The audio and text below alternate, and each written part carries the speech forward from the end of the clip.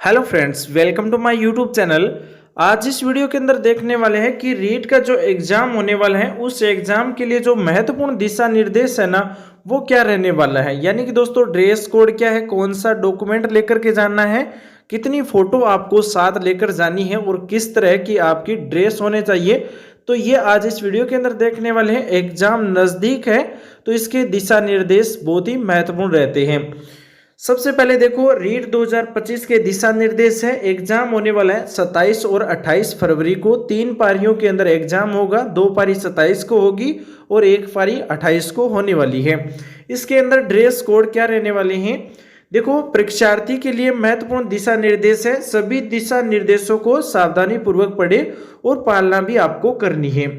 पहला जो निर्देश हमें दिया गया है वो ये है कि परीक्षार्थी को परीक्षा कक्ष में अपने साथ प्रवेश पत्र नीला या काला पारदर्शी बॉल पॉइंट पेन होना चाहिए।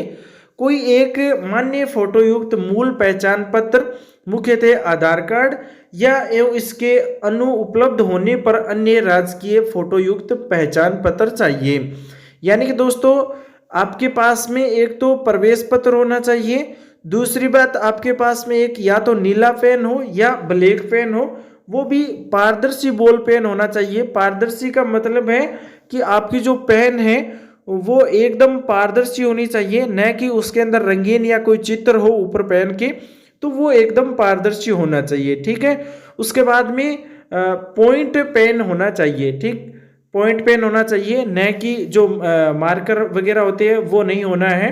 सिर्फ पॉइंट पेन चाहिए। बॉल पेन होता है ना, वही पेन चलेगा। और कोई एक मान्य फोटो युक्त मूल पहचान पत्र, मूल की बात करें तो यानी आपका जो ओरिजिनल पहचान पत्र है आधार कार्ड, वो आपके पास होना चाहिए प्रवेश पत्र के साथ में। तो आधार कार्ड अगर आपके पास में नहीं है तो आपके पास में कोई राजकीय फोटो युक्त पहचान पत्र यानी सरकारी कोई पहचान पत्र होना चाहिए, जैसे ड्राइविंग लाइसेंस हो, निर्वाचन पहचान पत्र यानी जो वोटर आईडी होती है वो हो। तो इन दोनों में से आपके पास में कोई है या आधार कार्ड है तो वो आप साथ लेकर जाए। उसके बाद में देखो आदि दे रखा है ना, आपके पास में मार्कशीट है तो भी काम में ले सकते हो। यानी फोटो युक्त होना चाहिए, उसके अंदर फोटो होनी चाहिए, तो वो आपका डॉक्यूमेंट है या पहचान पत्र है वो आप साथ में रखें। में स्व प्रमाणित फोटो प्रति लाना अनिवार्य है।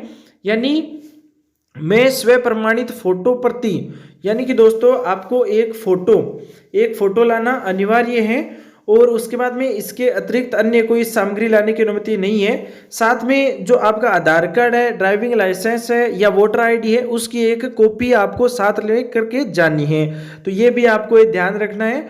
मैं स्व प्रमाणित आपका साइन किया हुआ एक फोटो इसके अंदर लगने वाला है। डॉक्यूमेंट का जो भी आपका पहचान पत्र है उसका एक फोटोकॉपी आप साथ लेकर जाए। और इसके अतिरिक्त जो अन्य कोई सामग्री साथ लेने की अनुमति नहीं है। ठीक है, इनके अलावा आपके पास में और कुछ डॉक्यूमेंट नहीं होना चाहिए। उसके बाद में दूसरा है कि परीक्षा केंद्र पर मोबाइल, कैलकुलेटर, ब्लूटूथ या अन्य कोई इलेक्ट्रॉनिक उपकरण, घड़ी आदि किसी प्रकार का आभूषण, पर्स, हैंडबैग, डायरी इत्यादि लाना निषेध है। तो इनमें से जो भी आपके पास है वो आपको साथ लेकर नहीं जाना है। जैसे मोबाइल है, कैलकुलेटर है, ब्लूटूथ, अन्य कोई भी इलेक्ट्रॉनिक उपकरण है, जैसे घड़ी है, स्मार्ट वॉच होती है ना, वो भी इसके अंदर नहीं चलने वाली है। देखो आभूषण भी नहीं होना चाहिए, फर्श आपके पास में नहीं होना चाहिए, हैंडबैग, डायरी इत्यादि आपको साथ लेकर नहीं जाना है। परीक्षार्थी इस प्रकार की कोई सामग्री साथ लाता है तो उसे अपनी स्वयं की जिम्मेदारी पर परीक्षा केंद्र के बाहर रखना होगा। यानी कि दोस्तों अगर कोई भी इनके अलावा या इनमें से कोई भी आप चीज़ साथ लेकर जाते हैं तो वो आपकी जिम्मेदारी होगी। परीक्षा केंद्र के बाहर रखने की आपकी खुद की जिम्मेदारी होगी। परीक्षा केंद्र पर इस वस्तुओं को रखने सुरक्षा की कोई व्यवस्था एवं जिम्मेदारी नहीं है। तो इन्होंने साफ साफ बता दिया कि स्कूल है, कॉलेज है, जो भी आपकी है उस सेंटर पर आपका जो सामान है वो रखने की कोई जिम्मेदारी नहीं है, कोई व्यवस्था नहीं रखी गई है। ठीक है, खुद की जिम्मेदारी होगी। उसके बाद में 3 नंबर पॉइंट ये दिया है कि परीक्षार्थी का परीक्षा केंद्र पर परीक्षा प्रारंभ होने के 2 घंटा पहले पहुंचना अपेक्षित है ताकि पुलिस द्वारा फ्रीस्किंग आदि समय से की जा सके। यानी कि दोस्तों ये कह रहे हैं कि 2 घंटा पहले आपको परीक्षा केंद्र पर पहुंचना होगा। 10 बजे एग्जाम है तो 8 बजे आप परीक्षा केंद्र पर उपस्थित हो जाए। ठीक है। उसके बाद में देखो, परीक्षार्थी को परीक्षा समय से 1 घंटे पहले केंद्र में प्रवेश करना अनिवार्य है।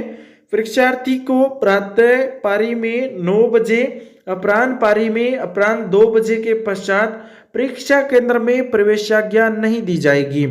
तो आप समझ गए होंगे, 9 बजे, जिनका 10 बजे से 12:30 बजे तक एग्जाम है उनके लिए 9 बजे का टाइम है। 9 बजे आपका गेट बंद हो जाएगा और जो दूसरी पारी से रहने वाली है, सेकेंड पारी, उसके अंदर 2 बजे गेट बंद हो जाएगा। तो ये आपको ध्यान रखना है दोस्तों, बहुत ही महत्वपूर्ण है। एग्जाम का जो टाइम है ना वो आपको नहीं देखना है, यहाँ पर गेट देखना है। गेट कितने बजे बंद होगा? 9 बजे सुबह बंद होगा, 2 बजे अपराह्न जो शाम वाली जो पारी है, इवनिंग वाली, उसके अंदर 2 बजे बंद हो जाएगा। तो ये ध्यान रखना, 1 घंटे पहले आपको एग्जाम सेंटर पर उपस्थित होना ही होना है, क्योंकि गेट बंद हो जाएगा 1 घंटे पहले। उसके बाद में 5 नंबर पॉइंट है कि परीक्षार्थी को किसी भी परिस्थिति में परीक्षा समाप्ति से पूर्व परीक्षा कक्ष छोड़ने की अनुमति नहीं दी जाएगी। तो ये कह रहे हैं कि परीक्षा पूरी होगी, टाइम पूरा होगा, तभी आपको परीक्षा कक्ष से बाहर आने की अनुमति होगी, उससे पहले आपको नहीं छोड़ा जाएगा। उसके बाद में देखो 6 नंबर पॉइंट क्या दे रखा है कि परीक्षार्थी प्रवेश पत्र की कार्यालय प्रति, ऑफिस कॉपी पर वीक्षक के समक्ष हस्ताक्षर, स्व प्रमाणित पहचान पत्र की प्रति नथी कर वीक्षक को आवश्यक रूप से जमा करवाएं। इन्होंने बोला है कि प्रवेश पत्र है ना, उसके नीचे जो आधा भाग है वो हमें परीक्षा केंद्र पर देना होता है। तो वहां पर अपना जो साइन करना है और एक फोटो भी उसके अंदर दे रखी है, फोटो भी लगानी होगी।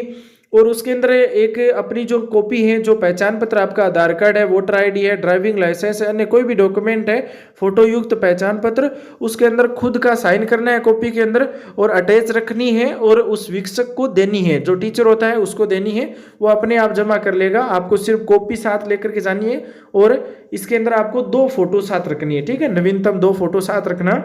उसके बाद में 7 नंबर पॉइंट देखो, परीक्षार्थी को प्रवेश पत्र ले जाने की अनुमति नहीं है, ठीक है, सॉरी, प्रश्न पत्र, परीक्षार्थी को प्रश्न पत्र है ना वो हमें नहीं मिलने वाला है।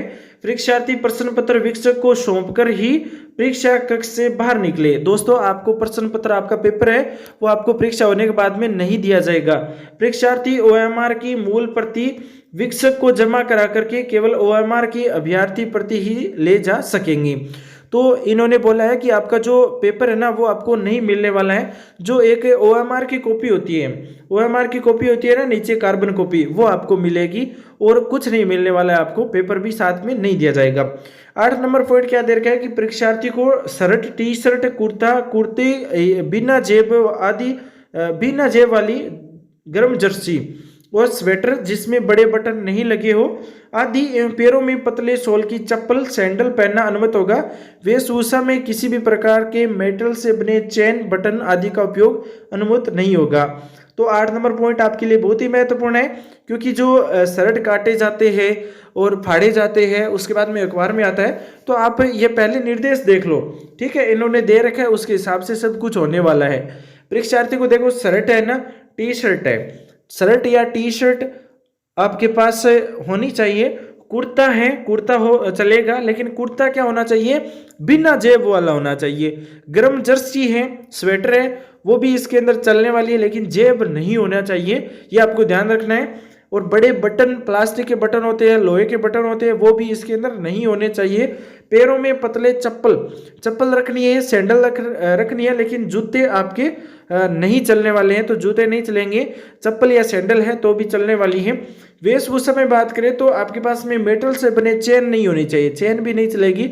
बटन आदि का उपयोग अनुमत नहीं होगा, तो बटन वाला तो इसके अंदर ये अलाउड ही नहीं है, ठीक है। चेन वगैरह, कड़ा, बेल्ट है, जो भी आपकी आभूषण है, वेशभूषा है, उसके अंदर जो भी धातु से बनी जो भी चीज है ना वो इसके अंदर नहीं चलने वाली, ये आपको ध्यान रखना है। चप्पल चलेगी और जर्सी चलेगी, और टी शर्ट है, शर्ट ये बिना जेब वाले चलने वाले हैं।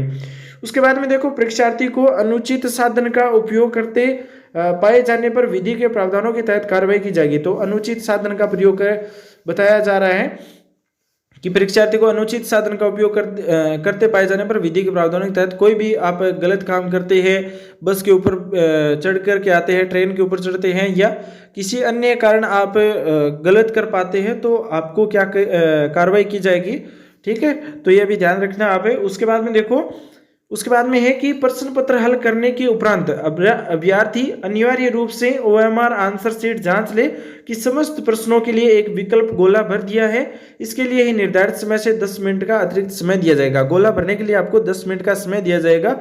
5 गोला आने वाला है दोस्तों, ये भी आप ध्यान रखना। वह जो गोला भरने के लिए आपको 10 मिनट अतिरिक्त भी दिया जाएगा। आंसर शीट आपको जांच लेनी है, सही है, रोल नंबर सही भरा है या अन्य कोई भी गलती है, वो आपको लास्ट 10 मिनट में देखनी है। 11 नंबर पॉइंट देखो, नियमानुसार आवश्यकता वाले विशेष योग्य जन को इस परीक्षा में 50 मिनट का अतिरिक्त समय दे होगा और श्रुति लेखन हेतु परीक्षार्थी को 2 दिवस पूर्व केंद्र अधीक्षक से संपर्क करना होगा। विस्तृत निर्देश अगर आपको जानने हैं, पहले तो इस निर्देश के बारे में मैं आपको बता दूं कि जो भी विकलांग है, अन्य कोई भी योग्य जन है ना, विशेष श्रेणी में आते हैं, उनके लिए 50 मिनट अलग से मिलती है उनको। तो वो आप सेंटर पर 2 दिन पहले उनको सूचना दे, सेंटर वालों को, जहाँ पर आप सेंटर है वहाँ पर 2 दिन पहले आपको सूचना देनी होती है। स्कूल है, कॉलेज है, उसके अंदर तो वो भी अपने हिसाब से सेटलमेंट करते हैं, तो वो भी आपको देखना है। 2 दिन पहले केंद्र अधीक्षक को संपर्क करना है। अब आपको कोई भी जानकारी लेनी है, अपना एडमिट कार्ड डाउनलोड करना है, ये निर्देश पढ़ने हैं, तो आप इस वेबसाइट पर जाकर देख सकते हैं www.rajeduboard.rajasthan.gov.in पर क्लिक करके आप अधिक जानकारी भी ले सकते हैं। तो ये जानकारी आपको कैसे चलेगी, इसके अंदर जो महत्वपूर्ण है वो मैं आपको बता दूं। देखो, पहले तो आपके पास में अपना जो पहचान पत्र है वो होना चाहिए, पहली बात तो ये। दूसरी बात, उसकी कॉपी होनी चाहिए, ठीक है। तीसरी बात ये है कि उसके पास में आपकी 1 या 2 फोटो होनी चाहिए, ठीक है। 1 या 2 फोटो, नवीनतम फोटो होनी चाहिए, ठीक है। ये 3 बातें आपको ध्यान रखनी है। उसके बाद में जो भी आपके कपड़े हैं, ड्रेस कोड है, वो आपने देखे हैं कि मेटल्स वाले कपड़े, धातु वाले नहीं चलने वाले हैं, जेब वाले शर्ट नहीं चलने वाले हैं। उसके बाद में वहाँ पर शर्ट फाड़ा जाएगा, अन्य कोई भी कार्रवाई की जाती है, तो उस हिसाब से हर बार होता है एग्जाम में, ठीक है। तो ये आप ध्यान रखना। वीडियो आपको अच्छा लगा तो लाइक करना, अपने दोस्तों के साथ शेयर करना, ताकि उनको भी पता चले किस तरह का ड्रेस कोड है, कितनी कॉपी लेकर के जानी है, कितनी फोटो लेकर के जानी है, क्या क्या चीज़ आपको साथ लेकर जानी है, तो उनको भी पता चले, उनके साथ शेयर करो। और आप चैनल पर नए हो तो सब्सक्राइब जरूर कर लेना। मिलेंगे नेक्स्ट वीडियो में नई जानकारी के साथ में। Thanks for watching. आपका दिन शुभ हो।